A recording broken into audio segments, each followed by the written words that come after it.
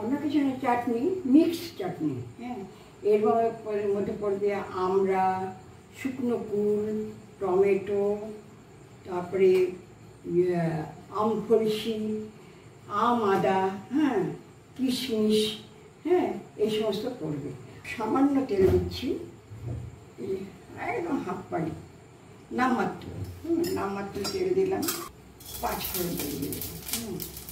পাঁচফোড়ন দিয়ে দিলাম। পাঁচফোড়ন দিয়ে এইবারে আমি আমড়াটা দিয়ে দেবো।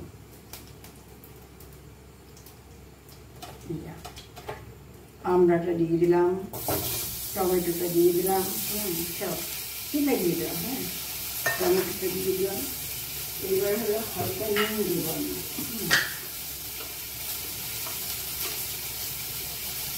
চাটনি যেরকম নুন লাগে পরে টেস্ট করে দেওয়া যাবে। নুন দিয়ে দিলাম,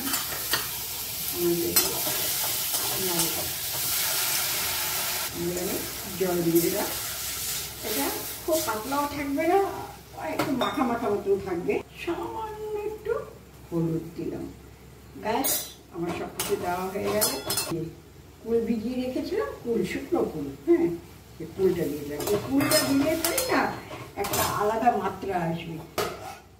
ঢাকনা দিয়ে ফুটতে থাক। আমড়াটা এই গ্রেটারে করে আমি একটু গ্রেট করে রাখছি। খেজুরটাও, এই খেজুর দিয়ে দিলাম। হ্যাঁ, এই খেজুর দিয়ে দিলাম। এই আম ফলসিটা দিয়ে দিলাম। আবার ঢেকে দিলাম, একটু সিম করে দিলাম। চিনিটা দিচ্ছি আমি 1 2